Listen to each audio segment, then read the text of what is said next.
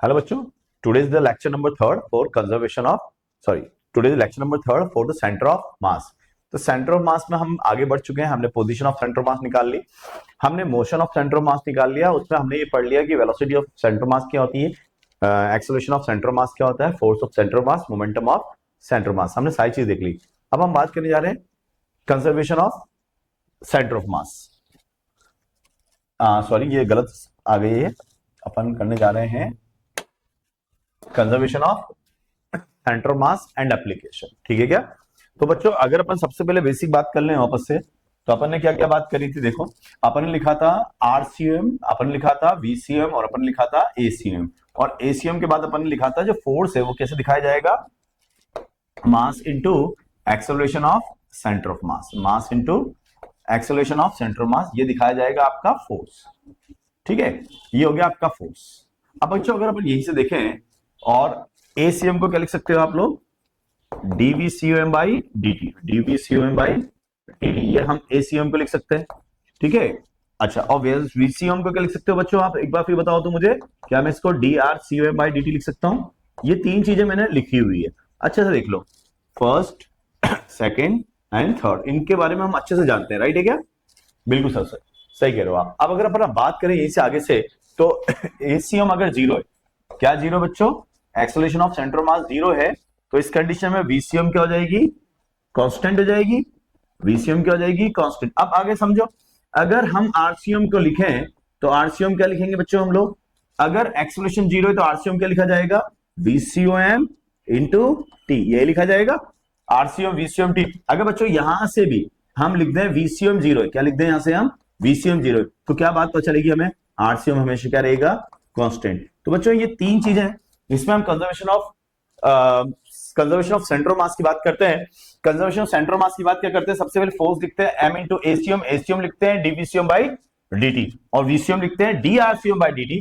अगर ACM zero है, और एसीएम कब जीरो होगा बच्चों, जब कोई एक्सटर्नल फोर्स नहीं एक्ट कर रहा हो, यानी कि अगर एक्सटर्नल फोर्स जीरो है तो एसीएम क्या होगा, जीरो हो जाएगा। और अगर एसीएम जीरो हो गया तो वीसीएम कांस्टेंट हो जाएगा, और अगर वीसीएम कांस्टेंट है तो आरसीएम क्या हो जाएगा, कांस्टेंट हो जाएगा, नॉट कांस्टेंट, मूव करेगा with the velocity of centre of मास। और अगर इसी के अंदर थर्ड केस में मान बात करके चलूं, थर्ड केस बात करके चलो बच्चों में, थर्ड केस क्या हो गया आपका, जिसमें वीसीएम जीरो आ जाए। अगर वीसीएम जीरो होगा तो आरसीएम क्या हो जाएगा। बच्चों, हमको किस लेवल पे बात करनी है, लेवल हमें अच्छे से पता होना चाहिए। ठीक है क्या? ओके, हाँ करवा लो सर। ओके बच्चों, तो यहां तक क्लियर है, पूरा सीन क्लियर है, बस यही कॉन्सेप्ट है, मेरी बात समझना आराम से ना।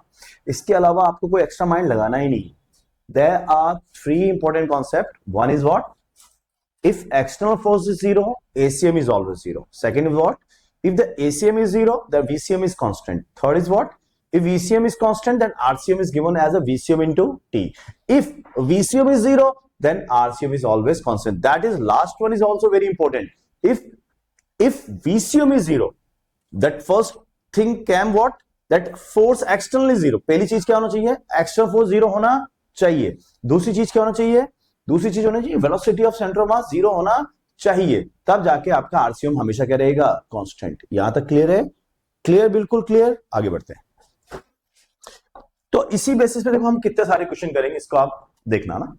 क्या क्वेश्चन है, block A and block B kept on the smooth horizontal surface and given equal speed of 2 meter per second in opposite directions. ठीक है क्या, as shown in the figure, as shown in the figure, as shown in the figure. ठीक है, at t equal to 0 the position of the blocks are shown, then the coordinate of the center of mass of system two blocks at t equal to 3 seconds will be. तो बच्चों थोड़ा language में दिक्कत है यहाँ पर, तो आप यहाँ पे क्या पूछा है आपसे, t equal to 0 the position of blocks are shown. ठीक है क्या, दिखाया गया आपको पोजीशन are shown, और हमसे पूछा क्या है, are shown, और आपसे पूछा क्या है, then the coordinate of the center of mass of system of two blocks at t equal to 3 seconds. अब बच्चों ढंग से देखना इस चीज को आराम से, है ना। अगर आप इस चीज को समझते हैं तो कोई एक्सटर्नल फोर्स नहीं लगा हुआ है, आराम से देखे सब अच्छे, कोई एक्सटर्नल फोर्स नहीं है, no external force acted on the system. Is it clear? दिख रहा है? कोई जबरदस्ती नहीं कर रहा, बिल्कुल क्लियर दिख रहा है, बिल्कुल सर। तो एक्सटर्नल फोर्स 0 है, तो इसका मतलब एसीएम क्या रहेगा बच्चों? 0। और अगर एसीएम 0 रहेगा तो वीसीएम क्या होगा? कांस्टेंट। देखो वही 2-3 लाइन बोल रहा हूं, पीछे बोल के आया हूं, ठीक है? कोई रॉकेट साइंस नहीं है, बहुत नॉर्मल जा रहे हैं हम, बहुत स्मूथ जा रहे हैं, ठीक है? वेलोसिटी ऑफ सेंटर मास क्या हो गई? कांस्टेंट हो गई। अब बताओ वेलोसिटी ऑफ सेंटर मास निकालने क्या फॉर्मूला याद करो बच्चों? m1v1 plus m2v2 upon m1 plus m2, ये किसका फॉर्मूला है? Velocity of centre of mass. अब ढंग से देखो, m1 कितना है? 4, v1 कितना है? 2, 4 इंटू 2, राइट? अब राइट टेक इज पॉजिटिव, क्योंकि राइट हैंड साइड जा रहा है तो पॉजिटिव लिख रहा हूं, लेफ्ट हैंड साइड जाएगा तो नेगेटिव लिखूंगा। 4 इंटू -2, माइनस क्यों लिखा बच्चों? क्लियर है क्या? बोलो। हाँ सर क्लियर है, बिल्कुल। क्यों? क्योंकि ये लेफ्ट जा रहा है, इसलिए हम माइनस लिख रहे हैं इसको। तो बोलो बच्चों, वीसीएम कितना हो गया? This is your VCM. तो वीसीएम कितना हो गया finally? So because the VCM is equal to 0। Okay, तो कौन सा कॉन्सेप्ट आ गया बच्चों? लास्ट वाला आ गया। देखो तो क्या दिखा था मैंने आपको, याद है? यहां देखो, अगर वेलोसिटी ऑफ सेंटर मास 0 है तो आरसीएम क्या रहेगा? कांस्टेंट। अब बताओ आरसीएम कहां है? सर आरसीएम इन दोनों के बीच में होगा, क्योंकि दोनों क्या है? इक्वल मासेस हैं। तो अगर इक्वल मास है तो सेंटर ऑफ मास कहां है? यहां कहीं। ये आपका सेंटर ऑफ मास है, और इसका वेलोसिटी कितना है बच्चों? 0। तो क्या बच्चों, अगर वेलोसिटी ऑफ 0 है तो सेंटर ऑफ मास कांस्टेंट बना रहेगा। तो कहां था सर? वो 4.5/2 पे था, t बराबर 0 पर, तो यहीं पर बना रहेगा। सो हम लिखेंगे at 2.25 centimetre is the location of center of mass because the velocity of center of mass is 0 and external force is 0. Is it clear? आगे बढ़े सेकंड क्वेश्चन पर। देखो अगला क्वेश्चन देखो, अगला क्वेश्चन आता है बच्चों स्प्रिंग ब्लॉक सिस्टम पर, है ना? ये भी एक अच्छा क्वेश्चन, अच्छा अप्रोच होता है। ये है आपका स्प्रिंग ब्लॉक सिस्टम। क्या है? Spring block system. क्या दिख रहा है? देखो सब लोग आराम से। क्वेश्चन क्या है? An external kick gives a velocity of 14 metre per second to the 5 kilogram block. Find out the velocity of center mass of the two block system when the velocity of the 5 kilogram is 10 meter per second, then find the velocity of 2 kilogram block. Good question. First of all question को observe करो। क्या observe कर रहे हो यहां पे आप? Sir हम ये देख रहे हैं कि पूरे के पूरे सिस्टम पर कोई फोर्स नहीं लग रहा है। सर कैसे नहीं लग रहा? देखो सर, अगर हम बोले स्प्रिंग फोर्स है तो स्प्रिंग फोर्स की वजह से लगता है ना सर? बिल्कुल सही बोल रहे बच्चों, लगता है, लेकिन जितना इधर से लगता है उतना उधर से लगेगा। तो इसका मतलब क्या हो गया? अगर मैं बताऊं आपको तो इसका मतलब क्या हो गया? देखो इस पर, जैसे ही इस पर एक किक लगी तो ये कैसे आया आगे की ओर? इसने कंप्रेस किया स्प्रिंग को, तो इस पर एक फोर्स लगा इस तरफ, एफ स्प्रिंग, और इतना ही फोर्स किस पर लगेगा? क्या ये हमने न्यूटन लॉस ऑफ मोशन में सीखा है? क्या सीखा है? कि स्प्रिंग के किसी भी एंड पर फोर्स हमेशा अपोजिट टू द डिस्प्लेसमेंट लगता है। ये किधर डिस्प्लेस हुआ? आगे की ओर, तो फोर्स कैसे आ गया? स्प्रिंग पीछे की ओर, लेकिन every action equal and opposite reaction. So बच्चों net force on the system क्या है? F net on the system. Net force on the system कितना है? 0। अगर net force on the system 0 होगा तो acceleration of centre of mass कितना होगा? 0। तो velocity of centre of mass क्या होगी? कांस्टेंट। देखो यार, देखो कितने अलग अलग तरीके क्वेश्चन है, लेकिन मैंने क्या बोला था? मैंने बोला था हम केवल 3 ही कॉन्सेप्ट को अप्रोच करेंगे। वो हमने लिखा है एक्सटर्नल 0 तो एससीएम 0, फिर एसीएम 0 तो वीसीएम कांस्टेंट, फिर उसके बाद आरसीएम पे अप्रोच करते हैं। तो वीसीएम कितना हो गया बच्चों यहां पर? कांस्टेंट। बहुत बढ़िया। अगर वीसीएम कांस्टेंट हो गया, वीसीएम निकाल लेते हैं बच्चों। देखो वीसीएम निकाल रहा हूं, बोलो जरा वीसीएम क्या फॉर्मूला है? जल्दी बता दो मुझे यार, सुन लो यार। वीसीएम सबको याद है क्या? हाँ सर, वही बोरिंग सा formula, m1v1 plus m2v2 upon, अब तो बोर हो गए होंगे ना याद कर करके इसको। हाँ मैं सब समझ रहा हूँ, ठीक है क्या? बट क्या करें, काम यही आना है हमारे। तो m1v1 plus m2v2 upon m1 plus m2। Clear? Okay sir. अब बताओ m1 कितना है? 5। बिल्कुल सही है सर। v1 कितना है? इसको हमने जो किंक दिया उसकी वजह से वेलोसिटी कितनी है?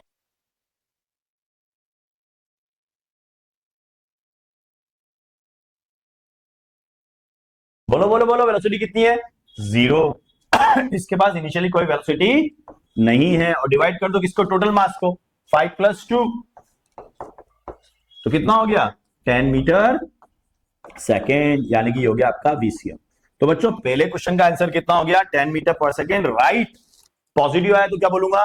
Right hand side. ओके, अब दूसरा क्या है? when velocity of 5 kilogram block is 10 meter per second, then find the velocity of the 2 kilogram block. अच्छा, अब मुझे बताओ, एक बार बताओ जल्दी से, क्या अभी भी velocity of centre mass m1 v1 plus m2 v2 upon m1 plus m2 ही रहेगी? बिल्कुल सर। और क्या VCM कांस्टेंट ही रहेगा? बिल्कुल सर। क्या अगर एक की वेलोसिटी मालूम है तो दूसरे की वेलोसिटी मैं निकाल सकता हूं with the same formula? Yes sir. तो बोलो बच्चों, VCM कितना है आपका? अब मैं लिखूं because ACM is 0, hence VCM is constant. And how much is this constant? 15 sorry 10। कितना है? 10 है। अगर ये 10 है तो राइट हैंड साइड पॉजिटिव है। ठीक है सर। अब फिर फॉर्मूला वही पुराना वाला m1 v1 plus m2 v2 upon m1 plus m2। अब बोलो m1 कितना है? 5 और इसकी वेलोसिटी निकालनी है मुझे, वेक्टरली पुट कर दिया, प्लस m2 कितना है आपका? m2 2 और इसकी वेलोसिटी कितनी दी है? देखो अब कितना दे रहा है? when velocity of 5 kilogram is 10 meter per second, then find the velocity of 2 kilogram। अच्छा देखो बच्चों, पॉजिटिव दिया है ना, तो हम ये मान के चलेंगे कि वो राइट हैंड साइड पर ही चल रहा है और चलेगा भी तो राइट हैंड साइड पे, फोर्स इधर ही लग रहा है। ठीक है, तो कितना दे दिया अपन ने? ये 10 मीटर पर सेकंड। तो यहां लिख दिया प्लस का 10 डिवाइड बाई 5 प्लस 2 7। तो बच्चों कितना हुआ ये? 70 is equal to 5v vector plus 20। तो 5v वेक्टर कितना आया बच्चों? 50। 5v वेक्टर कितना आया? 50। तो v बराबर कितना आ गया? 10 मीटर पर सेकेंड। देखो कुछ गड़बड़ नहीं की अपन ने। इस तरफ लेके आओगे 5v प्लस 20 और 7 हो गया 70। तो 50 में 70 में से 20 गया तो कितना बचा? 50। और 50 का मतलब कितना हो गया? 10 मीटर पर सेकेंड। समझ में आ गया? एक बार फिर क्रॉस चेक कर लो अगर हम गलती कर रहे हो तो। m1 v1 plus m2 v2 कितना आना चाहिए? 15 या कितना आना चाहिए? देखो इनिशियली कितना था हमारा? 10। तो कितना आना चाहिए? 10 ही आना चाहिए। तो 5 इंटू 10 प्लस 2 इंटू 10 अपॉन 7 कितना आया? 10 मीटर पर सेकेंड। यानी कि हमने सब सही किया है। तो सही आंसर क्या होगा इसका बच्चा? फाइनली इस वाले का 10 मीटर पर सेकेंड और पॉजिटिव, इसका मतलब राइट साइड ही जा रहा है। बहुत बढ़िया। आगे बढ़े अगली स्लाइड पर। Next question. अब देखो ये एक और क्वेश्चन आया है, बढ़िया शानदार क्वेश्चन। ऐसे आपको बहुत सारे क्वेश्चन मिलेंगे। अब इस क्वेश्चन को देखना आपको क्या कह रहा है वो। A man of mass small m is standing on the plank of mass capital M which is placed on a smooth horizontal surface. If man moves from one end to another end on the plank, then find the displacement of the plank. समझ में आ रहा है बच्चों? Question क्या है? बड़ा अच्छा question है। मतलब एक प्लैंक रखा है, उस प्लैंक पे ये बंदा खड़ा हुआ है। ठीक है क्या? This man standing on the plank, और ये एक एंड से कहां चला जाता है? दूसरे एंड पे। ध्यान रखे, एक एंड से दूसरे एंड पे जा रहा है। तो that is your figure number 1, this is your figure number 1 और ये दिस इज फिगर नंबर 2। जब वो अपोजिट एंड पर चला गया, कहां चला गया? अपोजिट एंड पे चला गया। तो ये पूछा गया कि कितना डिस्प्लेसमेंट उसने ट्रेवल किया। अब बच्चों बेसिक कॉन्सेप्ट पे आते हैं। देखो मैंने आपको ये बोला है यार भाई, centre of mass, conservation of centre of मास जब भी पढ़ रहे ना, 3 कॉन्सेप्ट पे पूरी कहानी खत्म हो जाती है। पहली कहानी कौन सी? सबसे पहले चेक करो एक्सटर्नल फोर्स क्या है। क्या चेक करो बच्चों? एक्सटर्नल फोर्स चेक करो। अब मुझे तुम देख के बताओ, क्या आपको कहीं पर एक्सटर्नल फोर्स नजर आ रहा है? बोलो बच्चों हाँ ना बोलो यार। कोई एक्सटर्नल फोर्स नजर आ रहा है? नहीं आ रहा सर। एक्सटर्नल फोर्स कितना है? 0। बोलो सर अगर एक्सटर्नल फोर्स 0 तो बंदा चल कैसे रहा है? हाँ फ्रिक्शन। तो सर फ्रिक्शन है तो एक्सटर्नल है ना? अरे भाई फ्रिक्शन मेन पे है तो उतना ही किस पे आएगा? प्लैंक पे भी तो आएगा। फॉर एग्जाम्पल अगर मेन चल रहा है तो इस पर फ्रिक्शन कैसे आया? आगे की ओर। तो इस पर फ्रिक्शन कैसे जाएगा? पीछे की ओर। समझ में आया? अब अगर तुम इसको सिस्टम बना लो, क्या बना लो बच्चों? सिस्टम। इसको क्या बना लो? अगर तुम सिस्टम बना लो, देखो अब इस पूरे को तुम सिस्टम बना लो, इसको पूरे को क्या बना लो तुम? सिस्टम।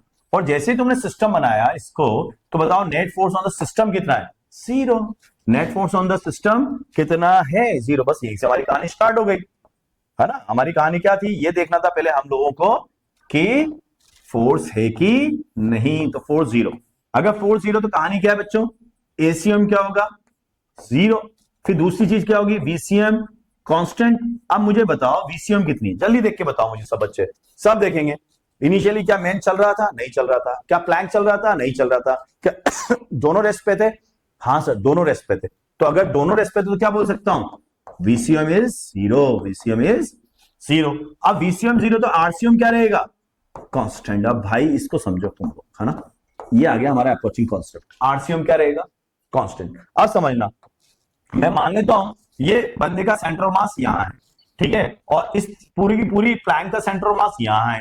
तो कॉमन सेंटर ऑफ मास का मान लू, मैं मान लेता हूं यहां पर, ये सेंटर ऑफ मास सीओएम हो गया। तो बच्चों सीओएम क्या रहेगा, हमेशा उसी लोकेशन पे रहेगा। अब देखो प्लैंक का सेंटर ऑफ मास मान लो यहां आ गया, मेन का सेंटर ऑफ मास यहां आ गया, तो सेंटर ऑफ मास सिस्टम का कहां है, यही है। मैं क्या कहना चाहता हूं यहां से, मैन जब यहां से वहां गया, अब समझना, जब मैन यहां से वहां गया, मान लो ये यहां आ गया, बंदा यहां आ गया, अब अगर बंदा यहां आ गया तो सेंटर मास कहां आ जाएगा, यहां आ जाएगा क्या, क्यों क्योंकि ये सेंटर मास किसका है, that is of the plank, ये सेंटर मास किसका है, that is of the man. तो इन दोनों का कॉमन सेंटर मास मैंने कहां मान लिया, यहां मान लिया, ठीक है क्या, पहले कहां था, यहां था, अब कहां आ गया, यहां आ गया। क्या सेंटर मास यहां से यहां शिफ्ट कर गया, हाँ, लेकिन करना नहीं चाहिए था। क्यों नहीं चाहिए था, because we have a boundary condition, we have a fixed condition that RCM cannot be changed, it will be always constant. Why? Because the VCM is 0. Why? Because the VCM, क्योंकि सेंटर मास यानी द्रव्यमान केंद्र की velocity 0 थी, इसलिए centre mass का location change नहीं होगा, and that's why that plank will move to the left, इसलिए प्लैंक लेफ्ट चलेगा और वो श्योर करेगा कि सेंटर मास अभी भी उसी लोकेशन पर है। तो देखो ये पूरा पूरा प्लैंक कहां चल गया, एक्स चल गया, तो सेंटर मास अभी भी कहां है, उसी लोकेशन पे जहां पे था। बहुत बढ़िया, मेरी बात समझ में आएगी बच्चों, बिल्कुल सर समझ में आई। अब अगर हम लिखें सेंटर मास का पोजीशन क्या है, एक्स, तो हम क्या लिखेंगे, m1 x1 plus m2 x2 upon m1 plus m2, वही हमारा पुराना सा फॉर्मूला, ठीक है। अच्छा, इसको मैं लिख सकता हूं डेल एक्स सी एम कितना होगा, m1 del x1 plus m2 del x2 upon m1 plus m2, लेकिन बच्चों डेल एक्स तो 0 है, बिल्कुल सही बात है सर। तो हमारे पास कहानी क्या निकल के बाहर आई, m1 del x1 plus m2 del x2 should be equal to what बच्चा लोग, 0।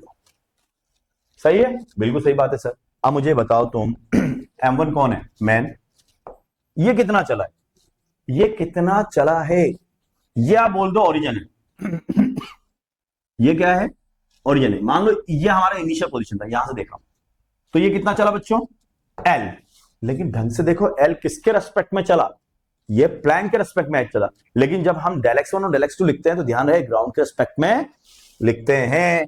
तो बोलो ये हो गया मास ऑफ मैन, जो कि हमें कितना दिया हुआ है, capital M, mass of M दिया है हमें कैपिटल M, कितना दिया बच्चों, mass of M capital M, तो ये है हमारा capital M into del x1, यानी कि displacement of the man, displacement of the man with respect to ground. तो displacement of the man with respect to ground कितना आ गया, देखो जल्दी से, अगर देखो मैं यहां से तो कितना दिख रहा है आप लोगों को देखना, ये था आपका इनिशियल पोजीशन, मतलब इसको हम 0,0 मान लेते हैं, ओरिजिन मान लेते हैं, फिक्स एक्सिस मान लेते हैं। अब ये कितना गया यहां से यहां तक L, किसके रेस्पेक्ट में, प्लैंक के रेस्पेक्ट में, और प्लैंक कितना गया पीछे की ओर x, तो क्या बोल सकता हूं बच्चों, ये डिस्टेंस L माइनस एक्स हो गई, किसके रेस्पेक्ट में, with respect to that fixed axis और विद रिस्पेक्ट टू ग्राउंड। तो मैं लिख सकता हूं इसको L माइनस एक्स, अभी भी पॉजिटिव लिख रहा हूं, इसका मतलब वो राइट हैंड साइड पर है, इसलिए पॉजिटिव लिख रहा हूं, प्लस m2 कितना हो गया बच्चों, m2 कौन है, प्लैंक, और प्लैंक का मास कितना दे रखा है, प्लैंक का mass man mass small m standing on the plane. अच्छा बच्चों, प्लैंक का मास कैपिटल M है और मैन का क्या है, स्मॉल m, ठीक है, कोई बात लिख लेते हैं, मैन का क्या है, स्मॉल m, ये मैन का स्मॉल m, ठीक है, ओके सर। अब बोलो m2 कितना है आपका, कैपिटल M। अब प्लैंक कितना चला, देखना ढंग से सब लोग, प्लैंक कितना, प्लैंक का सेंटर मास कितना चला, अब अगर मैं देखूं तो ये चला x, और कहां चला, लेफ्ट हैंड साइड पर, तो इसको क्या मैं माइनस लिख लूं बच्चों, माइनस ऑफ x, और ये है आपका L माइनस एक्स, तो क्या आ गया देखो, अगर मैं x निकालूं यहां से तो x हो गया आपका small ml upon capital M plus small m। बच्चों इसको एक दो बार और देखना लेक्चर को मेरा ना, है ना, तो आपको और गहराई से समझ में आएगा। आगे बढ़े, चलो नेक्स्ट क्वेश्चन।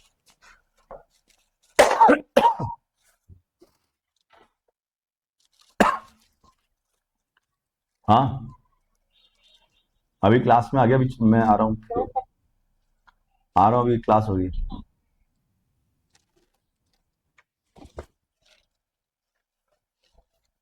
चलो बच्चों एक क्वेश्चन और देखते हैं। Person of mass 40 kilogram is standing on a plank of length 10 metre, the person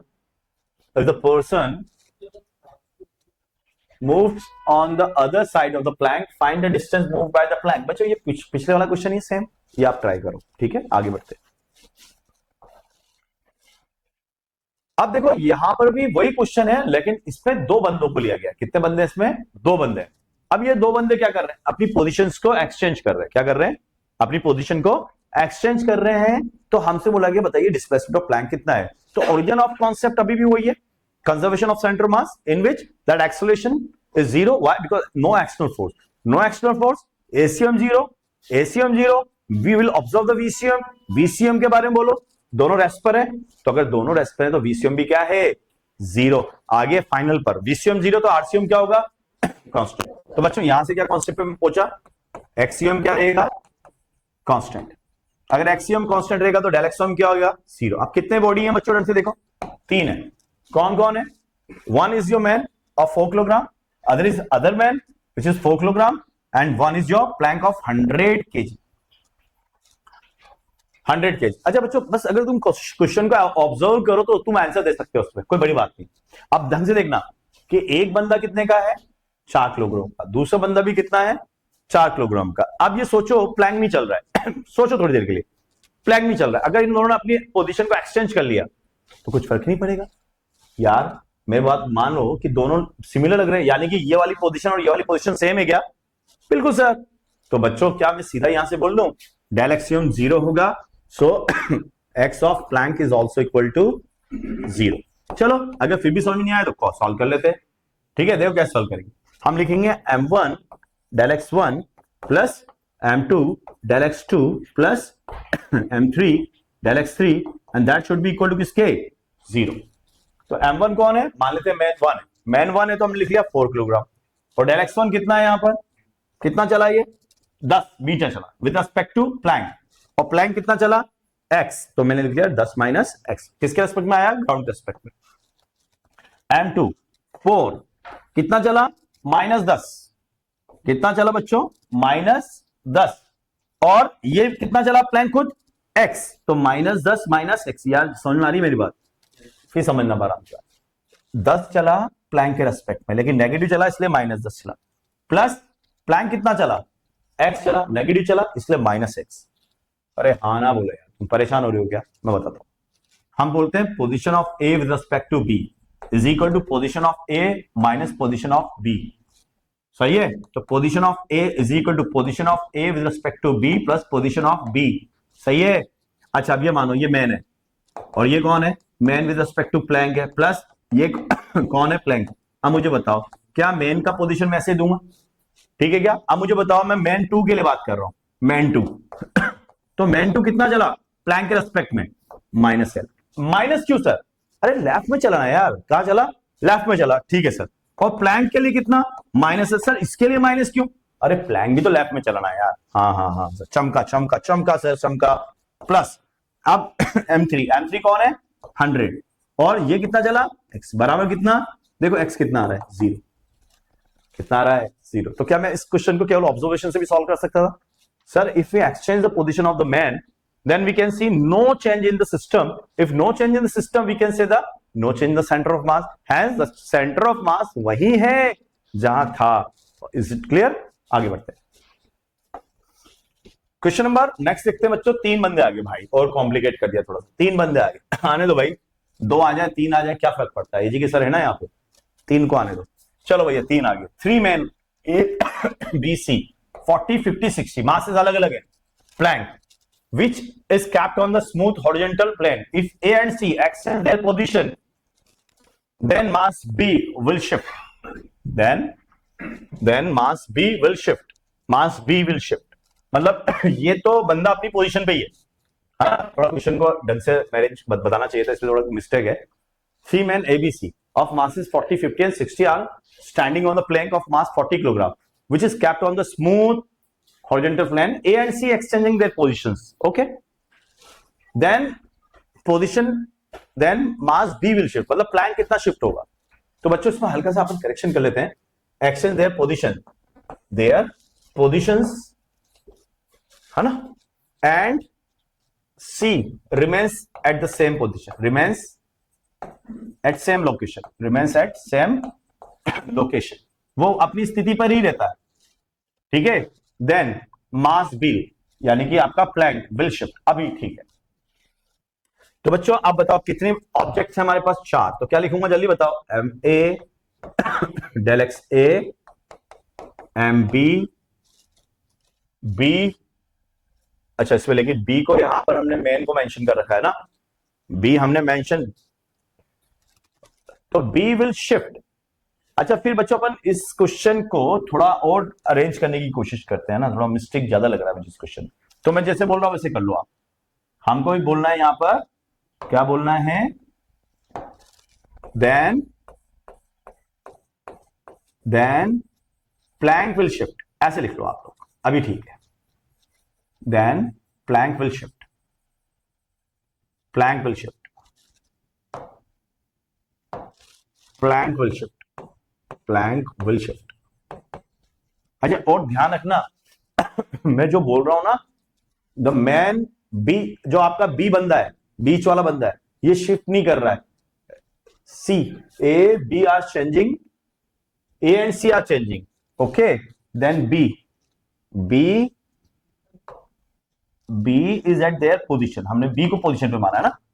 इसको हटाता हूं, बस बी लिखता हूं। बी को हमने, B remains at the same location, then plank will shift. Same location किसके रिस्पेक्ट बच्चों? With respect to plank. ये जरूरी है लिखना, है ना। अब भी क्लियर हो गया हमारा क्वेश्चन। फिर पढ़ देता हूं एक बार question. There are 3 men A, B and C of masses 40, 50 and 60 are standing on the plank of 40 kg, which is capped on the smooth horizontal plane. A and C exchanging their positions, and B remains at same location with respect to plank. Then plank will shift. This is your question. Okay. Okay. So let me start. A में del x है, mb del xb plus mc del xc and plus m plank del x plank. Okay. Now we have the 4 objects. The basic concept is the same again. वही same concept है। क्या? External force 0, तो ACM क्या हो गया? 0। VCM देखो ढंग से, वो भी 0, तो RCM क्या रहेगा? कांस्टेंट। तो डेल RCM कितना हो जाएगा? 0, यानी कि डेल XCM कितना हो जाएगा? 0। वही है। तो क्या लिखेंगे अब? एम ए कितने मास का है? 40। एक्सचेंज की पोजीशन, तो कितना चल गया? ये कितने मीटर का है? 4 मीटर का है ना। तो ये हो गया 4 प्लस का मान लो आपका प्लैंक कितना मूव किया? x। मान लेते हैं प्लैंक ने कितना मूव किया? x प्लस एमबी कितने का है? b 50। ठीक है। अब ये चल नहीं रहा है, किसके रेस्पेक्ट नहीं चल रहा? विद रेस्पेक्ट टू प्लैंक नहीं चल रहा। तो विद रेस्पेक्ट टू प्लैंक कितना हो गया? 0, लेकिन प्लैंक तो चला ना भाई, तो -x। ठीक है। प्लस c c कितने का है? 60 का। कितना चला? -4 लेफ्ट, और प्लैंक भी कितना चला? -x प्लस एम प्लैंक कितना है?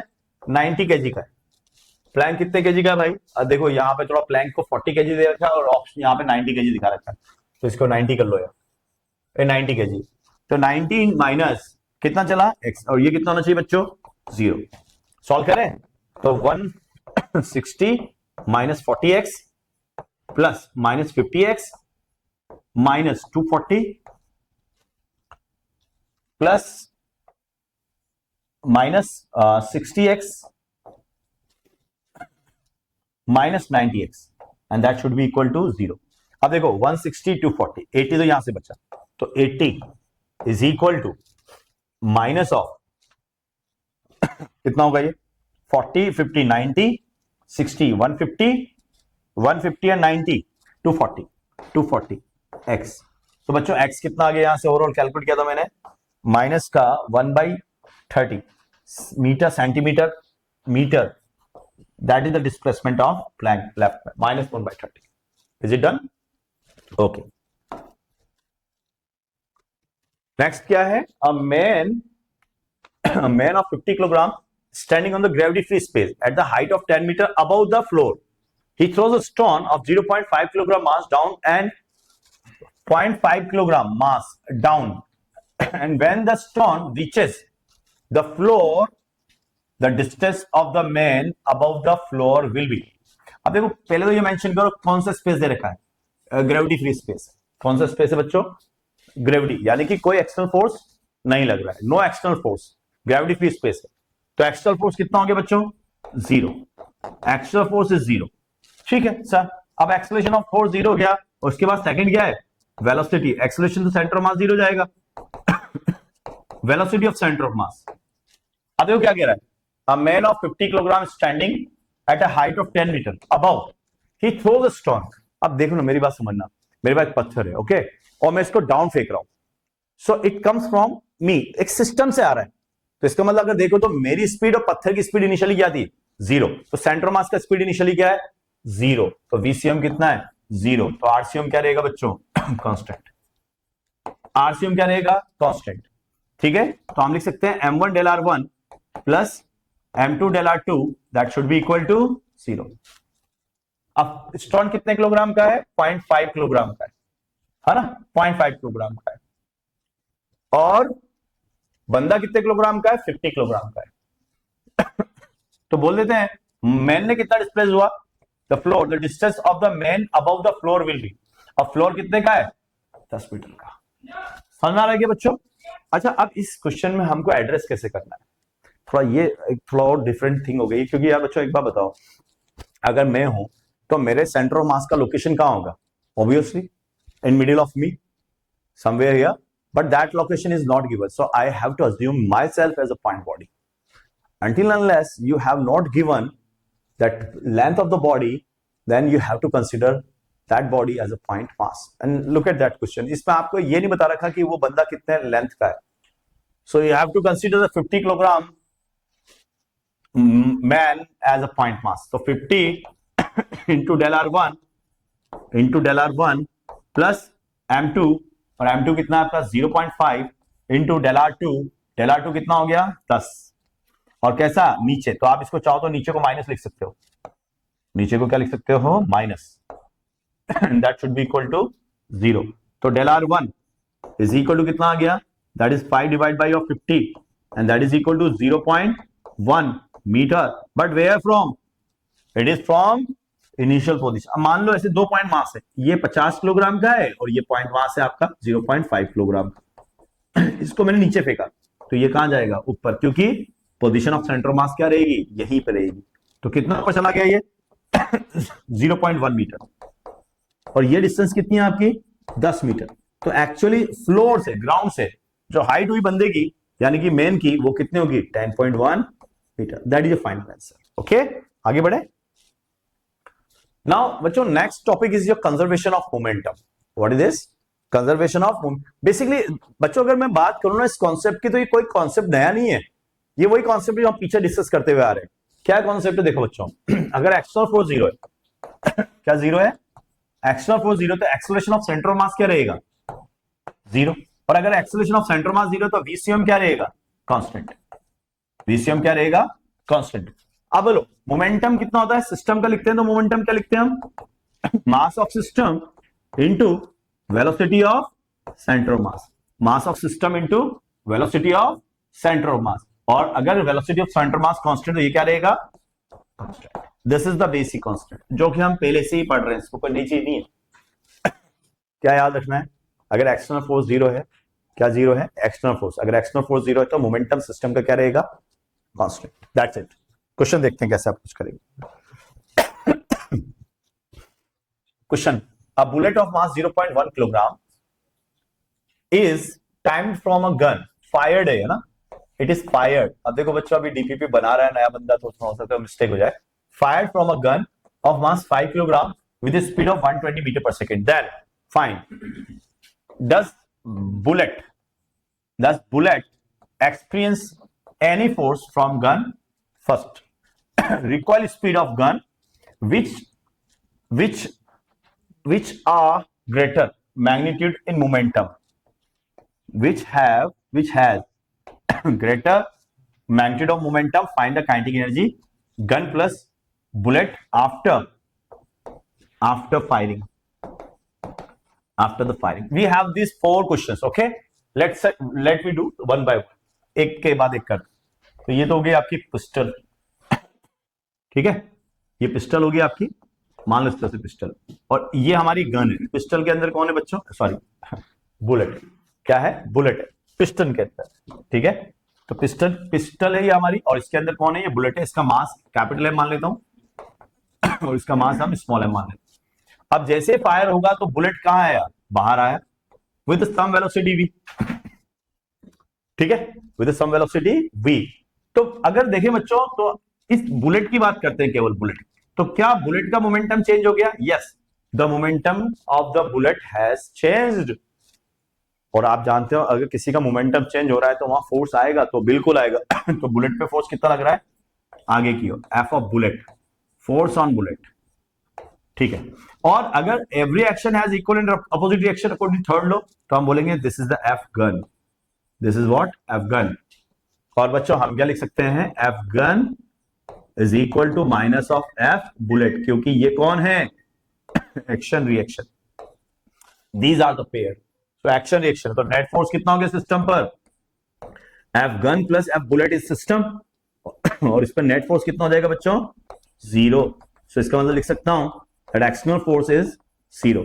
अगर एक्सटर्नल फोर्स 0 तो क्या यूज करेंगे हम, conservation of momentum, the system has a constant momentum.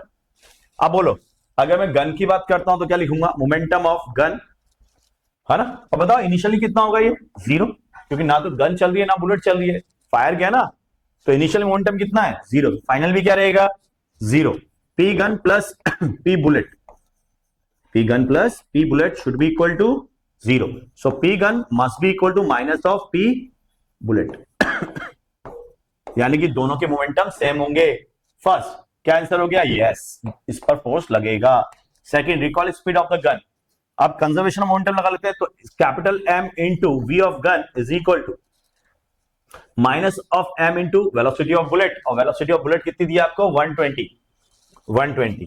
तो ये हो गया आपका माइनस ऑफ मास कितना है, 0.1 kilogram, 0.1 into 120 and divide by capital V, तो वी गन कितना आ गया, 120, 12 divide by of capital M कितना है आपका, कैपिटल एम बोलो, capital M 5 kg, mass of the gun 5 kg, so it is minus of 2.4 meter per second and negative showing opposite to the velocity of bullet, उसके opposite, ठीक है। तो ये भी हो गया हमारा, रिकॉइल गन आ गया। Which greater magnitude in momentum, both are equal, both are equal, both are equal. अब बात करते हैं find the kinetic energy of gun plus bullet after the firing. Initial तो 0 था, तो अगर देखें यहां पर, तो यहां पर हमारे पास काइनेटिक एनर्जी प्रोड्यूस हुई है। सो एक और बढ़िया क्वेश्चन कौन सा समझ में आता है बच्चों, यहाँ पे क्या कॉन्सेप्ट है कि अगर एक्सटर्नल फोर्स 0 है तो मोमेंटम तो कांस्टेंट रहेगा, लेकिन कोई जरूरी नहीं काइनेटिक एनर्जी कांस्टेंट रहे। तो क्या यहाँ काइनेटिक एनर्जी जनरेट हो रही है, बिल्कुल, क्योंकि एक्सप्लोजन केस है।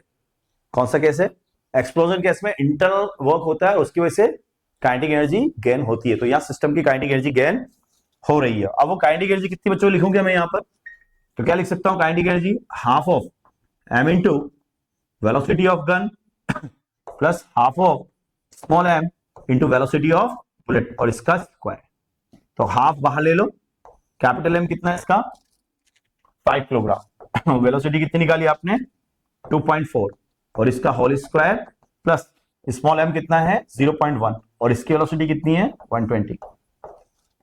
तो बच्चों ये आंसर आ जाएगा हमारा काइनेटिक एनर्जी ऑफ सिस्टम, ठीक है क्या।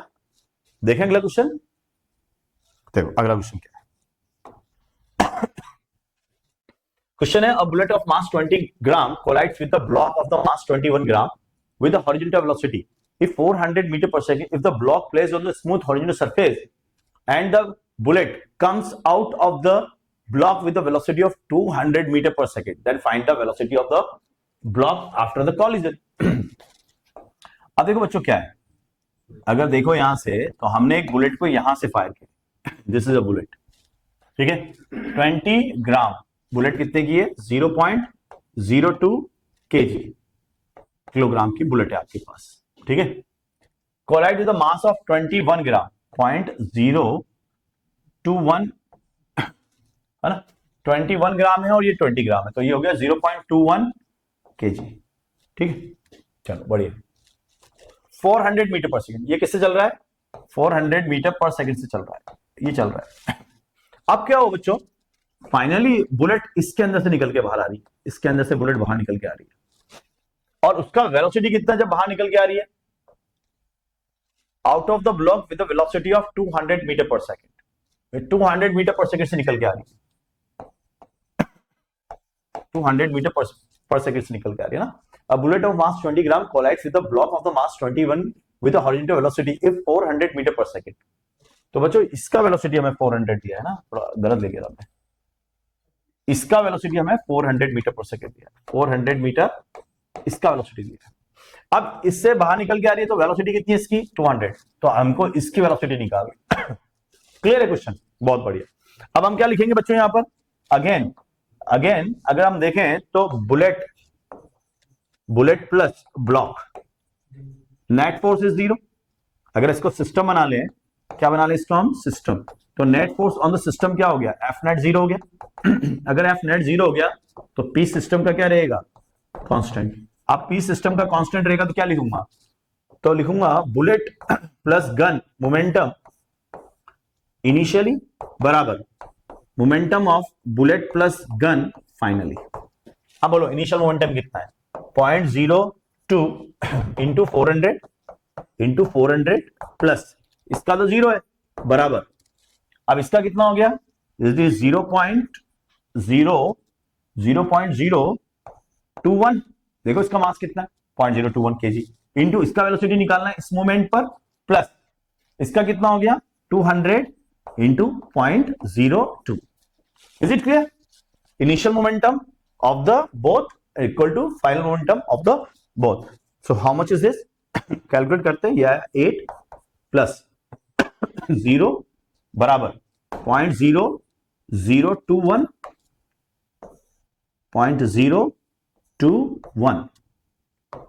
ठीक है, 0.021 इंटू वी प्लस 2 0 कैंसिल 4। तो बच्चों यहां से क्या लिख सकता हूं, 0.021 v इज इक्वल टू किसके, दिस 8 माइनस 4 इज योर 4, सो v इक्वल टू 4 अपॉन 0.021। ऊपर ले जाऊं तो 1000 से मल्टीप्लाई कर लेता हूं, तो ये हो गया आपका 4000 into divide by of 21, so that is your final answer. तो बच्चों आज के लिए इतना ही बहुत है ना, बाकी अपन अगली क्लास में करेंगे। Thank you so much.